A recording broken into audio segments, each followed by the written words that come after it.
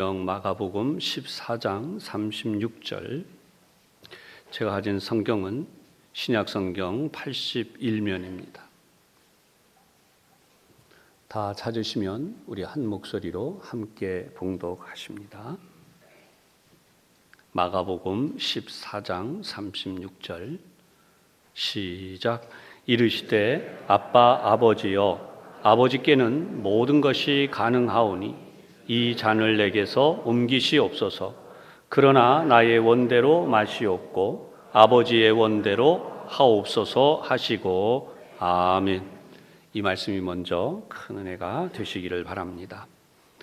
오늘은 종료주일입니다. 동시에 고난주간이 시작되는 날이기도 합니다. 그래서 종료주일 설교도 고난주간 설교도 함께 중첩이 되죠. 그동안 종료주일 설교를 이 절기마다 해왔습니다. 아마 기억하시는 분들도 계실 것입니다. 종료주일에 대한 말씀은 잠시 후에 또 나누겠습니다. 오늘 본문의 말씀은 바로 예수님께서 겟세마네 동산에서 그 마지막 기도를 하시는 내용이죠. 이 기도의 내용을 보면 예수님도 우리 하나님을 얼마나 더 날마다 알아가는가, 우리들도 우리 하나님을 더 날마다 알아가고 예수님을 더 알아가는, 또 성령님의 역사하심을 더 알아가야 되겠다 하는 것을 깨닫게 되는 바로 그런 말씀입니다. 어린아이들이 제일 먼저 배우는 단어 중에 하나가 아빠이죠. 그런데 이 발음이요, 우리말과도 흡사하게 이 아람어로 쓰여진 성경에도 이 아빠라고 하는 말이 같아요. 그래서 우리말의 아빠와 의미도 같지만 발음도 흡사합니다. 그래서 아버지라고 말하는 그 사실도 중요하지만 아빠 이렇게 말할 때 여러분 어린아이들이 제일 먼저 배우는 발음이었던 것처럼 아들이 됐든 딸이 됐든 누군가가 아빠라고 말하는 순간 아버지의 마음이요, 때로는 저리는 수준이 아니라 무너져 내릴 때가 있어요. 아빠 이렇게 말할 때와 아빠 할 때와 전혀 다르죠. 뭔가 걱정거리가 생기고 문제가 생겼구나, 그때의 아빠를 부르는 음성을 듣는 아버지의 마음이 얼마나 놀라고 또 때로는 소스라칠 수 있는, 그런 의미에서 보면 적어도 이 본문의 말씀 아빠 아버지여 라고 하는 이 말은 바로 하늘 보좌에서 그 영광의 보좌를 내려놓고 이 땅에 내려오신 바로 그 예수님이 하늘 보좌에 계시는 아버지이신 하나님께 올려드리는 그 말씀, 하나님을 향해서 아들이신 예수님이 아빠라고 부르신다는 거예요. 이때 하늘 아버지 하나님께서는 얼마나 마음이 어떤 상태이셨을까? 그때 예수님은 다시 이렇게 계속 기도하시죠. 아버지께는 모든 것이 가능하오니. 하나님께는 불가능이 없어요.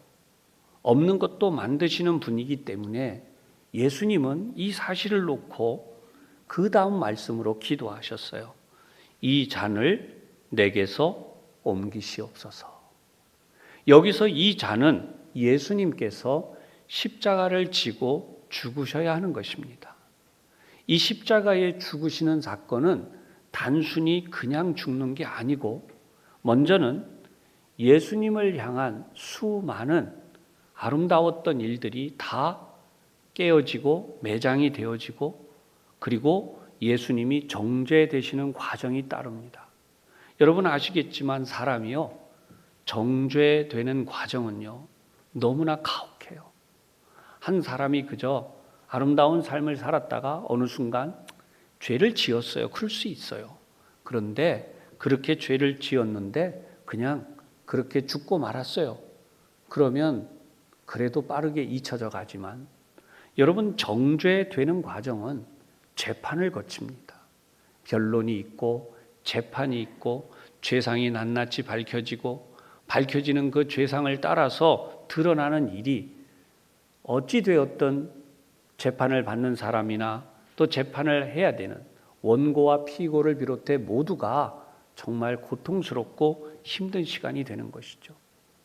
예수님은 지금 그 과정을 거쳐 가셔야 돼요. 유대 땅에서의 예수님의 이 고통은 하나님의 아들이시기에 더더욱 고통스러우셨을 것입니다. 그분이 이제 그 고통의 잔을 마셔야 되고 채찍을 맞을 뿐만 아니라 가장 흉악한 범죄인이 죽었던 죄목으로 그렇게 십자가형을 받아 죽게 되어져 있었습니다. 이것은 하나님 아버지의 계획이셨어요. 왜냐하면 그 하나님 아버지는 그 계획은 바로 이 세상을 이처럼 사랑하신 것입니다. 하나님이 이 세상을 사랑하시고 저와 여러분과 그리고 우리의 후손들, 이 땅에 있는 모든 사람들을 그렇게 사랑하시기에 이들을 살려낼 최선의 방법, 가장 최상의 방법이 십자가에서 죽으시면서 모든 죄를 대속하시는 일이었습니다. 이 사실을 예수님은 너무도 잘 알고 계셨고 이 일을 위해 이 땅에 내려오신 것입니다. 어린아기로 태어나셔서 지금까지 장성하신 다음 하나님의 거룩한 능력과 기적으로 사단도 물리치셨고 귀신들도 쫓아내셨고 수많은 기적들을 3년여 동안 행하시면서 이제 이 제자들을 이끌고 이 사역을 감당해 오셨어요. 그러나 오늘 이 밤에는 엄청난 일이 일어날 것이라는 거죠. 바로 예수님의 제자들이 다 예수님을 버리고 떠날 것입니다. 그리고 예수님께서 그렇게 애지중지하여 맡겨주셨던, 그렇게 회개를 맡았던 가룟 유다가 배신하여서 예수님을 팔아 넘길 자가 되는 것입니다. 뿐만 아니라 이제 호산나 다윗의 자손이여 라고 열렬히 환영했던 수많은 군중들이 변하여서 그를 십자가에 못 박으라고 분노하는 자들로 바뀌어질 것입니다. 이 모든 것들이 예정된 것입니다. 그러니 얼마나 마음이 힘들고 어려웠겠습니까? 그래서 예수님은 이 십자가 마지막 순간에 혹여라도 내가 하나님의 아버지, 나의 아버지의 뜻을 이루어 드리지 못할까 두려움도 있었을 것입니다. 그래서 이 잔을 내게서 옮기시옵소서. 아버지는 꼭 이 일이 아니어도 다른 방법으로 하실 수가 있지 않으십니까? 라고 아버지께 말씀을 드렸던 것입니다. 그러나 끝에는 결국 나의 원대로 마시옵고 아버지의 원대로 하옵소서라고 하는 기도를 드리게 됩니다. 여러분, 이 기도가 겟세마네 동산의 기도이며 이 기도는 짧게 그저 우리가 읽어보면 본문이 불과 1분도 안 걸리기 때문에 그 정도 길이의 기도지 않았을까라고 한다면 오해라는 거죠. 예수님의 이 기도는 밤새워 진행된 기도였고 밤을 새운 이 기도 끝에 바로 이 본문의 결론처럼 나의 원대로 마옵시고 아버지의 원대로 하옵소서라고 기도하시게 되기까지는 아버지를 다시 한번 알아가는, 아버지신 하나님의 뜻을 다시 한번 알아가는 과정이 진행되었을 것이다 라고 하는 것입니다.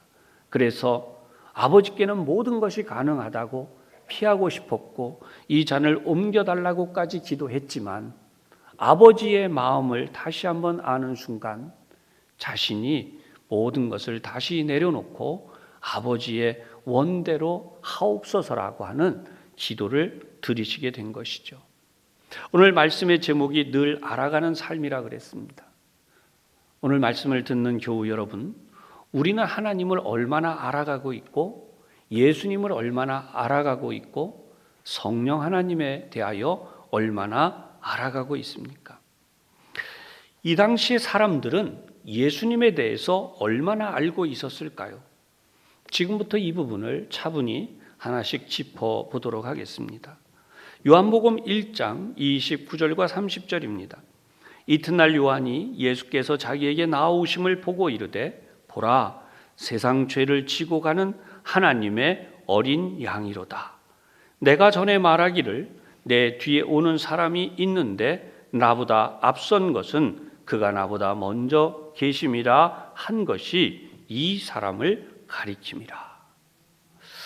여러분, 예수님에 대한 소문은 바로 이렇게 세례자 요한이 예수님을 소개한 이후로부터 알려지기 시작했다라고 하는 것이죠. 그런데 더 중요한 것이 있어요. 그것은 바로 예수님에 대한 소문은 세례자 요한이 소개하기 훨씬 이전부터 있었다는 것입니다. 이 사실을 알고 있는 사람이 얼마나 됐을까요?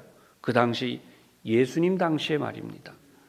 그 예수님의 소개는 마태복음 2장 1절에서 3절까지 나타납니다. 제가 말씀을 봉독합니다. 헤로드 왕 때에 예수께서 유대 베들레헴에서 나심에 동방으로부터 박사들이 예루살렘에 이르러 말하되 유대인의 왕으로 나신 이가 어디 계시냐? 우리가 동방에서 그의 별을 보고 그에게 경배하러 왔노라 하니 헤롯 왕과 온 예루살렘이 듣고 소동한지라. 아멘. 동방의 박사들이 찾아와서 물은 한마디는 요즘으로 말하면 폭탄이 떨어진 것과 같은 복잡한 상황이 됐어요. 뻐젓이 헤롯이라고 하는 왕이 존재하는데 동방에서 왔다고 하는 박사들이 하는 말이 왕으로 나신 분이 어디 있느냐라고 질문을 하기 시작했다는 거예요. 이후에 예수님에 대한 이야기를 우리는 성경을 통해서 커다란 사건으로 알고 있습니다. 바로 헤롯이 이 왕을 없애기 위해서 2살 이하의 모든 아기들을 다 죽인 것입니다. 이 엄청난 사건을 뒤로하고 성경은 침묵하기 시작합니다. 예수님에 대한 이야기는 간단하게 애굽으로 피난 가셨던 것과 또 갈릴리로 돌아오셨다가 나사렛에서 성장하셨다는 수준으로 짧게 기록되어 있지만 과연 얼마나 많은 사람들이 예수님에 대해서 알고 있었겠습니까? 그런데 이제 예수님에 대한 소문이 본격적으로 퍼지기 시작한 아주 굉장한 사건, 그러한 일들이 일어나고 있었습니다. 요즘 뉴스에는 이런 표현을 쓰잖아요. 결정적인 한방이라는 말을 쓰죠. 바로 그것이 예수님의 소문이 온 천지에 퍼지게 되는 사건입니다. 성경은 예수님이 이제 세례자 요한을 통해서 알려지기 시작한 것이 발단이 된 것처럼 우리 사람들이 이해하게 되지만 그 결정적인 뉴스가 뭐냐 하면 죽은 사람을 살려내시는 분이라고 하는 것입니다. 죽은 사람도 살려내시는 분. 지금도 만약에 누군가가 죽은 사람을 살려내는 사람이 있다면, 예수님처럼 죽은 사람을 살려내는 사람이 있다면 아마도 전 세계 뉴스에 대서특필이 되고 아마 이 지구상에는 죽음을 맞이한 사람들이 줄지어 오게 될 것입니다. 아마 그분에게 가면 나는 살 수 있어 라고 말입니다. 예수님이 죽은 사람을 몇 사람이나 살려냈는지 성경을 통해서 우리는 잘 알고 있습니다. 너무나도 잘 알고 있는 사건은 바로 나사로이죠. 예수님께서 나사로를 살려내셨다는 사실이 사람들에게 알려지기 시작합니다. 그런데 사실은 야이로의 회당장 야이로의 딸도 살려내셨습니다. 그런가 하면 나인성 과부의 아들이 관에 실려서 그 죽음이 실려 나가고 있을 때 예수님께서 그 관에 손을 대실 때에 이 아이가 살아났습니다. 우리 인간적으로 생각해 보는 그런 얘기들이 있는데요. 가령 예를 들어서 야이로의 딸은 앓다가 금세 이제 숨이 멎었습니다. 그러면 흔히 말하기를 잠깐 숨이 멎은, 예수님이 거기 들어가셨을 때 사람들이 슬퍼하고 있는 그 광경을 보시며 이 아이가 잔다, 죽지 않았다라고 말씀하심에도 불구하고 비웃고 나갔죠. 그러나 예수님이 이 아이를 살려내셨다는 것에 대해서 성경은 크게 많은 기록을 하지 않습니다. 그런가 하면 나인성 과부의 아들에 관해서 이 아들을 살려내신 일도 그렇게 크게 기록하지 않아요. 여러분, 성경을 보면 예수님이 그저 관에 손을 대셨는데 이 아이 살아났다. 그러면 아직까지 무덤에 들어가지 않았으니까 잠깐 기절했다가 아니면 어떻게 했다가 피어났다, 이런 오해를 할 수도 있습니다. 그러나 이러한 인간의 생각을 완전히 깨뜨려 버리는 일이 뭐냐? 죽은 지 나흘이나 되어서 썩어서 냄새가 난다고까지 하는, 바로 그런 사람을 살려내셨다는 것입니다. 여러분, 나흘이나 된 사람, 그래서 썩은 냄새가 나는 그 사람, 그를 향해서 이름을 부르며 나오라고 하자 그 사람이 벌떡 일어나서 나오는, 그런데 그 사람이 병상에 있거나 아프거나 어떤 그런 흔적이 아니라 완전히 건강한 모습으로 다시 이렇게 살아났다면 누가, 어떤 사람이 예수님에 대하여 그 소문을 퍼뜨리는 데에 주저하겠습니까? 그래서 예수님은 정말 기적을 베푸시는 분이다. 그저 잠깐 기절했던 사람들을 살려내신 그런 분이 아니라 진짜로 정말로 죽은 사람을 살려내셨다. 그것도 보통 일이 아니라 썩어서 냄새가 나는 죽은 지 나흘이나 된 사람을 살려내셨다라고 이제 소문이 퍼져나가기 시작하는 것이죠. 그런데 그저 이런 소문만 나간 것이 아니라 이분이 메시아다라고 하는 거예요. 메시아라는 것은 구원자라는 뜻이죠. 우리가 그토록 기대했던 이 나라를, 이 민족을 구원하실 오래도록 그 이름도 유명한 다윗의 자손이시다. 여러분, 사람들의 가슴이 뛰기 시작하는 것은 바로 이 부분이에요. 그 옛날 위대한 다윗 왕가의 후손, 그분이 바로 오셨는데 그분은 너무나도 놀랍게 이렇게 죽은 자들을 살려내시는 분이다라고 하는 소문과 함께 죽었다가 살아난 나사로를 보기 위해서 사람들이 찾아오기 시작했다는 것입니다. 정말 사실이었습니다. 그 나사로는 건강한 모습으로 살고 있었습니다. 그런데 여러분, 이러한 기적을 결정적으로 베푸셨던 곳이 예루살렘에서 불과 1시간 거리밖에 안 되는 베단이라고 하는 마을에서 이루어진 것입니다.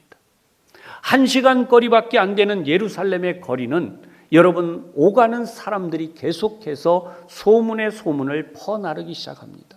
어떻게 보면 예수님에 대한 뉴스가 실시간으로 예루살렘 장안에 퍼져나가는 것입니다.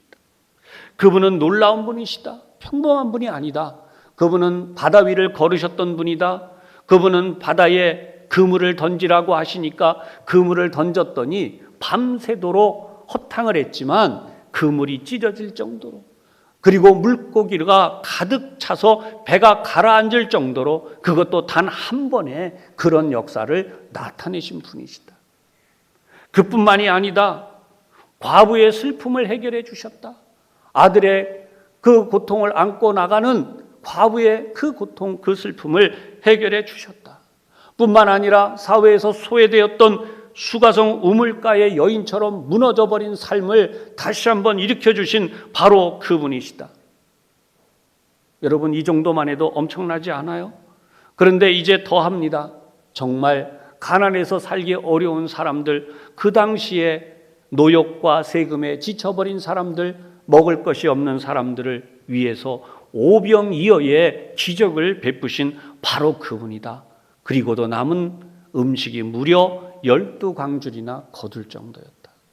여러분, 예수님에 대한 소문들은 계속해서 장안에 퍼져나갔는데 사람들은 바로 이러한 소식을 듣던 중에 예수님께서 그의 제자들과 함께 예루살렘으로 들어오신다는 소문이 퍼졌습니다. 삽시간에 사람들이 모여듭니다. 이미 주님이 오신다는 그 소식을 들은 사람들이 준비하였던 바, 여러분, 예루살렘은 이 예수님께서 감람산에서부터 내려오신다고 기록되어 있는데요, 시야로, 눈으로 다 보입니다. 예수님이 나귀를 타고 내려오시는 광경이 예루살렘 도성에서도 보이게 되어 있어요. 그러니까 예수님이 내려오실 때에 수많은 사람들이 모여서 종려가지를 흔듭니다. 열렬히 종려가지를 흔들며 호산나, 이제 우리를 구원하소서, 당신이야말로 우리를 구원하실 분이십니다. 다윗의 자손이여 가장 높은 곳에서 호산나라고 외치며 사람들은 자기들의 겉옷을 벗어서 예수님이 가시는 바로 그 앞에 폈고 그리고 종려 가지들을 흔들기도 하고 펴기도 하면서 예루살렘 도성의 문 앞에까지 환영하며 예수님의 입성을 그렇게 떠들썩하게 알리고 외쳤던 것입니다. 오늘 우리가 종려주일로 지키는 이날, 그 당시 사람들은 예수님을 단순하게 바라보지 않았습니다. 그것은 바로 지금까지 있었던 수많은 소문과 현실적으로 이루어진 일을 보면서 이제 저분이 이 예루살렘으로 들어오시기만 하신다면 우리는 엄청난 일이 일어나게 될 것이다. 바로 그 권세를 가지시고 이 썩어 빠진 지도자들, 대제사장과 바리새인의 무리들, 위선자들인 바로 그들 서기관들, 이들을 다 몰아내시고 진정으로 바로 이 예루살렘을 새롭게 하실 분이다 라고 굳게 믿고 또 믿었던 것입니다. 이들이 더 바랬던 것이 있습니다. 그것은 정작 이 삶의 원흉이 되고 있는 바로 그 헤롯 왕입니다. 이방 나라의 왕이 우리나라를 통치하는 것은 견딜 수 없는 일이잖아요. 그런데 그 이방 나라의 왕인 헤롯이 이렇게 이 나라를 피폐하게 만들고 어렵게 만드는데 이 헤롯을 내쫓고 나라를 재건하실 것이라는 기대감으로 바라보았습니다. 그런데 여기 한 가지가 더 있습니다. 그것은 바로 헤롯을 앞세우고 뒤에서 엄청나게 이 백성들을 괴롭게 하는 로마, 그 로마의 세력의 앞잡이인 로마 총독입니다. 바로 이 로마 총독을 몰아내시고 이 나라를 독립시키실 것이다. 로마의 노예처럼 살아가고 있는 이 나라를 독립시키실 것이다. 얼마나 많은 사람들이 열광했을지 짐작이 가지 않으십니까? 오늘 우리가 성경을 통해 보고 있지만 예수님의 이 고난주간 행적은 이런 떠들썩한 입성과는 다른 방향으로 흘러갑니다. 그런데 사람들은 쉽게 그 흥분이 가라앉질 않아요. 그런 흥분이 계속될 만한 일이 바로 뭐냐? 성전 개혁입니다. 성전을 청소하시는 사건이에요. 예루살렘을 예배하러 오던 순례자들, 지금이 바로 6월절의 명절이었는데요. 명절 중에 명절인 이 6월절에 예루살렘을 찾아오고 있던 수많은 순례객들이 항상 당하는 고통이 있었습니다. 바로 그것은 머나먼 길 올 때에 하나님 앞에 제사를 드리기 위한 양과 소와 나귀를 가져오는 일이 쉽지 않은 일이라는 거예요. 가난한 이들일수록 더 어려워서 가까이 와서는 비둘기를 가지고 제사를 드리게 되는데 이제 이 비둘기를 판다는 것입니다. 재물을 파는데 그들이 가져온 재물이 아니라 여기서 편리하게 재물이다라고 파는 소위 말하는 서비스를 했는데 이 서비스 품목에 엄청난 세가 붙어요.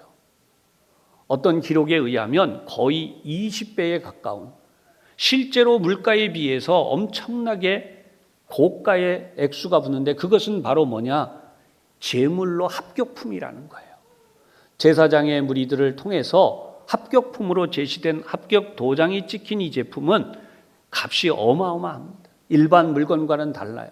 그러나 실제로 물건이 그렇게 좋았는지에 대해서는 의문이 있다고 기록을 하고 있습니다. 그런데 이제 비둘기 파는 자들에게까지도, 돈 바꾸는 자들에게까지도 여기에 결탁되어진 제사장의 무리들, 부패한 이들이 그러한 돈의 이문이 사슬고리처럼 이어져 있었어요. 순례자들의 주머니를 털어서 이 돈은 차례로 고위간직에 있는 자들에게까지 올라가는 것입니다. 그렇기 때문에 하나님의 거룩한 제사가 이러한 일로 인하여 불의하게 무너지고 있어서 예수님은 채찍을 들고 성전을 청소하십니다. 비둘기 파는 자들을 내쫓으십니다. 그들의 돈 바꾸는 의자를 둘러엎으십니다. 그리고 내 아버지는 만인의 기도하는 집인데 너희가 강도의 구려를 만들었다고 호통을 치시며 이들을 쫓아내셨고 이 소식은 삽시간에 예루살렘 안에 퍼져나갑니다. 속이 시원하도록 개혁이 되었습니다.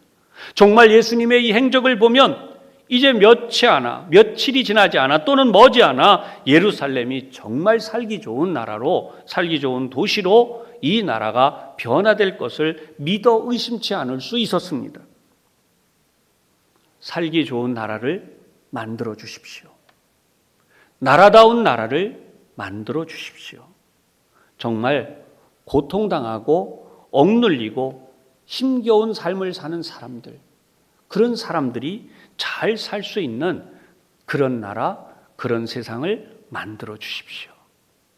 여러분, 이 당시에 소위 이 예루살렘 안에 있던 사람들만이 아니라 이 예수님의 소문을 들은 온 유대 땅의 사람들은 다 한결같은 소원이었던 것입니다. 여러분, 제가 읽어드린 이 내용이 지금 현재 우리에게는 어떨까요? 다시 한번 읽어보겠습니다. 살기 좋은 나라를 만들어 주십시오. 나라다운 나라를 만들어 주십시오. 정말 고통당하고 소외당하고 어려움을 겪는 이들이 그 어려움에서 벗어나 잘 살 수 있는 나라를 만들어 주십시오. 우리의 바람도 똑같지 않습니까?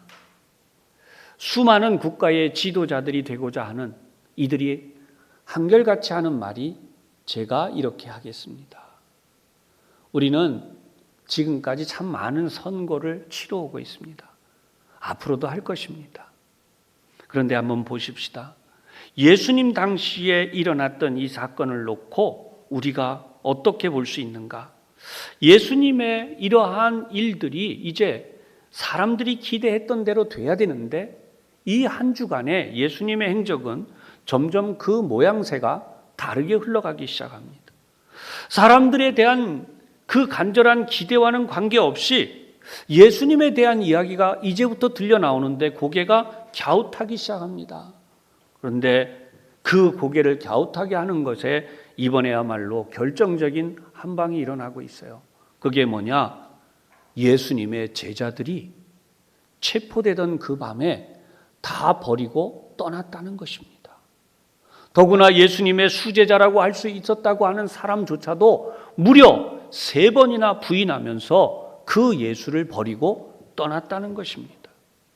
그러면 여러분, 사람들 사이에 소문이 퍼집니다. 다시. 아니, 어떻게 그럴 수가 있어? 그 누구보다 그 예수를 잘 알 거 아니야. 3년이나 같이 지났다며. 그런데 어떻게 그 예수님을 버리고 떠나? 그러면 소문이 사실이야? 그리고 수제자라는 사람이 또 그렇게 떠났어? 예수님이 재판에 회부되고 재판이 열리던 그 자리에서 일어나는 모든 이야기들은 실시간으로 장안에 퍼져나갑니다. 예수님이 그동안 해오셨던 모든 공적이 무너집니다. 예수님에 대한 모든 그 이야기들이 한 껍질 한 껍질 벗겨지는 것처럼 예수님에 대한 소식은 이렇게 전해집니다. 그는 사기꾼이었다. 그는 위선자였다. 그리고 정말 모든 사람들이 실망하여서 분노할 수밖에 없는 말이 전해지는데 그것은 바로 신성모독을 범한 죄인이다. 그러면 그렇지, 그가 메시아일 리가 있나? 지금까지 주님을 향해 기대했던 모든 군중들이 분노로 바뀌기 시작합니다. 사기꾼, 위선자, 그리고 신성모독을 범한 죄인이라는 이 판결에 의하여서 예수님을 향하여 분노하기 시작합니다. 여러분, 이미 들려진 소문에 대하여 이제 남은 절차는 법적으로 합법화하는 빌라도의 법정에서의 판결이에요. 예수님을 빌라도의 법정으로 이송했습니다. 그리고 예수님께서 이제 홍포를 입고 무리들 앞에 서십니다. 사람들은 제대로 듣지도 않습니다. 빌라도는 분명히 법정 판결을 내립니다. 이 사람에게서 죄를 찾지 못하였노라. 그런데도 불구하고 군중들은 소리 높여 외치기 시작합니다. 십자가에 못 박으라. 그를 십자가에 못 박으라. 저런 위선자, 저런 사기꾼, 저런 신성모독자는 우리에게 더 이상 필요가 없다. 빌라도가 다시 묻습니다. 어찌 됨이냐? 무슨 죄를 지었느냐?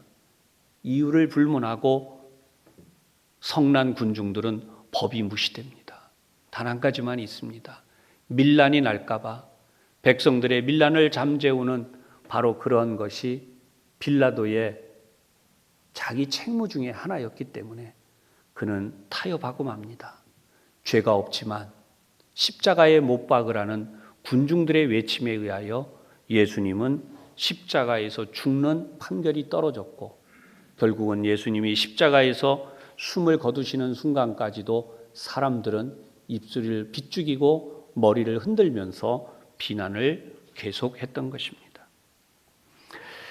사랑하는 여러분, 이러한 상황에 대하여 왜 이런 일이 일어났을까요? 사람들은 예수님에 대하여서 자신들의 기대로만 알았던 것입니다. 예수님을 있는 그대로 듣고 받아들이기보다 자신들의 기대로 받아들였기 때문에 그 기대에 맞지 않자 예수님을 십자가에 못 박으라라고 외치기까지 간 것입니다. 요한복음 1장 9절에서 12절까지는 예수님의 이러한 사실에 대한 기록들이 나옵니다. 참 빛, 곧 세상에 와서 각 사람에게 비추는 빛이 있었나니 그가 세상에 계셨으며 세상은 그로 말미암아 지은 바 되었으되 세상이 그를 알지 못하였고 자기 땅에 오매 자기 백성이 영접하지 아니하였으나 영접하는 자, 곧 그 이름을 믿는 자들에게는 하나님의 자녀가 되는 권세를 주셨으니 아멘. 여러분, 이 말씀을 잘 보십시다. 참된 빛이었대요. 그 당시에 정치적으로나 사회적으로나 가리워진 많은 빛이 있었습니다. 그런데 진정한 참빛이 와서 비쳤지만, 또 10절을 보면 세상에 오셨지만, 또 그분으로 인해서 이 세상이 지어졌지만 세상이 알지 못했다고 해요. 예수님을 몰랐던 이 세상. 그리고 자기 땅에 오매 그랬습니다. 여러분, 주인이 찾아오셨어요. 자기 백성이 영접하지 않았대요. 왜냐하면 주인을 못 알아봤어요. 집주인이 새를 놓고 몇십 년 지나는 동안 새 놓는 사람들끼리 새 놓고 났더니 주인이 집을 찾아가 보니까 새 살고 있는 사람이 주인을 보자마자 가짜라고, 당신이 왜 진짜 주인이냐고 쫓아내는 격이죠. 예수님이 그렇게 되셨다는 거예요. 그리고 이 예수님은 결국 포도원 농부들의 비유처럼 밖에 버려져서 죽임을 당하고 마셨죠. 12절을 보면 놀라운 사실을 우리에게 알려주시는데 바로 이것이 하나님의 비밀입니다. 영접하는 자, 곧 그 이름을 믿는 자들에게는 하나님의 자녀가 되는 권세를 주셨으니 아멘.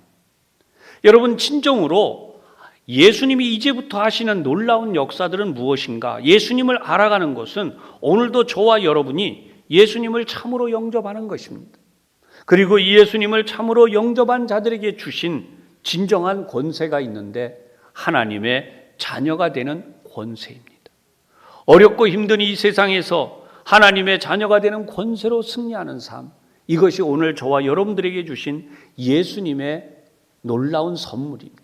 할렐루야. 그뿐만이 아닙니다. 예수님은 이제 자신의 몸으로 온 세상의 모든 사람들의 죄를 지시는 거예요. 태어난 모든 사람들, 태어날 사람들, 여러분, 단순히 눈앞에 왕국을 새롭게 하시고 눈앞에 있는 왕좌를 바꾸는 수준의 그런 분이 아니라 바로 이 온 세상을 바꾸시는 분이었다는 것입니다. 이것이 바로 진정한 예수님이 하실 일인데 이것을 누가 이해를 하고 예수님에 대하여 알았겠습니까? 그래서 누가복음 2장 10절 11절입니다. 천사가 이르되 무서워하지 말라. 보라, 내가 온 백성에게 미칠 큰 기쁨의 좋은 소식을 너희에게 전하노라. 오늘 다윗의 동네에 너희를 위하여 구주가 나셨으니 곧 그리스도 주시니라. 아멘. 온 백성에게 미칠 큰 기쁨의 소식은 우리가 가만히 있어도 감당치 어려울 정도로 밀려 들어오는 것이에요. 여러분, 가만히 있어도 태풍이 불면 우리가 태풍에 말려들듯이 하나님의 은혜가 가만히 있어도 우리에게 밀려 들어오게 되는 것이, 그것이 바로 하나님의 구원의 소식이라는 것입니다. 여러분, 예수님의 이 놀라운 기적에 대하여 알지 못하는 수많은 사람들이 있었는데 그 중에 한 사람이 역시 또한 사도 바울이었어요. 원래 그가 사도가 되기 전에 그의 이름이 사울이었습니다. 그는 예수님에 대하여 오해했습니다. 예수님이야말로 똑같이 우리가 알고 있는 대로 십자가에 못 박아 죽인 그 사기꾼 위선자, 그리고 그는 신성모독을 범한 죄인. 그를 따르는 자들이 아직도 남아있다니 이 무리들을 완전히 뿌리를 뽑아버리겠다. 여러분, 이것이 유명한 스데반 집사의 순교 사건이잖아요. 다메섹 도상까지 쫓아가서 예수를 믿는 사람들을 뿌리를 뽑으려고 했던 이 사건인데, 그가 예수님을 진정으로 알게 되면서 오늘 말씀의 제목처럼 늘 알아가는 삶, 그가 알아가면서 자신을 향하여 이렇게 고백하죠. 나는 죄인 중에 괴수다. 그리고 그가 로마서 1장 16절에 고백합니다. 내가 복음을 부끄러워하지 아니하노니. 이 당시에 예수를 믿는다는 건 가장 수치스러운 일이고 부끄러운 일이었습니다. 그런데 그가 뭐라고 말합니까? 나는 이 복음을 부끄러워하지 않는다. 그리고 이 복음은 모든 믿는 자에게 구원을 주시는 하나님의 능력이다. 그 능력은 먼저는 유대인이고 그 다음은 헬라인이다. 헬라인은 저와 여러분을 비롯한 모든 이방인들이, 사랑하는 여러분, 바울의 이 고백이 우리의 고백이 되어져야 되는 줄로 믿습니다. 우리는 복음을 부끄러워하지 않아야 돼요.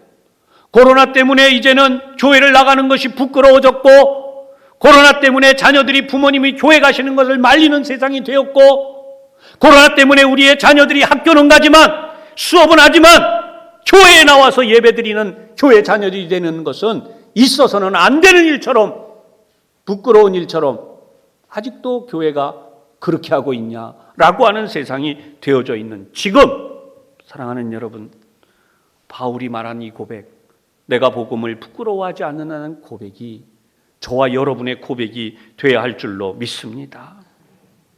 주님이 우리에게 정해놓으신 일은 바로 구원의 길입니다. 저와 여러분은 하나님의 자녀가 되어 그 권세를 누리는 사람들입니다.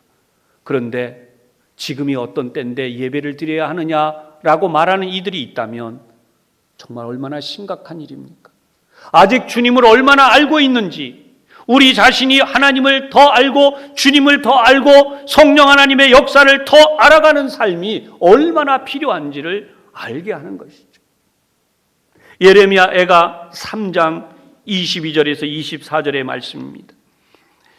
여호와의 인자와 긍휼이 무궁하심으로 우리가 진멸되지 아니함이니이다. 이것들이 아침마다 새로우니 주의 성실하심이 크시도소이다. 내 심령에 이르기를 여호와는 나의 기업이시니 그러므로 내가 그를 바라리라 하도다. 아멘. 복음성가로 나와 있는 주의 성실하심이 크시다, 날마다 새로우니 또 새로우니, 여러분, 이 고백은 다름이 아니라 예루살렘이 멸망하고 그리고 이스라엘 백성들이 범죄함으로 바벨론의 포로로 끌려간 눈물의 현장에서 예레미야가 눈물을 흘리며 지은 시입니다. 아침마다 새로운 것은 주의 성실하심이 크시기 때문에, 여호와의 인자와 긍휼이 무궁하심으로 우리는 결코 진멸되지 않을 것입니다. 사랑하는 여러분, 오늘 우리가 이 땅에서 코로나로 인해 2년여에 걸쳐 지금 이루어지고 있는 이 어려운 현실 때문에 우리의 마음이 무너져 내려도 우리는 이 시를 분명히 알아야 돼. 여호와의 인자와 긍휼이 무궁하심으로 우리가 진멸되지 않습니다. 이것들이 아침마다 새로워서 주님의 성실하심이 크시기에 우리는 하나님을 다시 바라볼 것입니다. 이 사실에 대해 시편 98편은 이 놀라운 고백을 합니다. 시편 98편 1절에서 3절입니다. 새 노래로 여호와께 노래하라. 그는 기이한 일을 행하사 그의 오른손과 거룩한 팔로 자기를 위하여 구원을 베푸셨음이로다. 여호와께서 그의 구원을 알게 하시며 그의 공의를 문나라의 목전에서 명백히 나타내셨도다. 그가 이스라엘 집에 베푸신 인자와 성실을 기억하셨으므로 땅 끝까지 이르는 모든 것이 우리 하나님의 구원을 보았도다. 아멘. 주님은 그의 제자들을 부활하신 이후에 부르신 다음 당부하신 말씀이 있어요. 세상 끝날까지 너희와 항상 함께 있으리라. 사랑하는 여러분, 저와 여러분이 살아가는 이 세상에 제자들에게 하신 이 말씀이 바로 우리가 주님을 날마다 더 알아가야 할 이유입니다.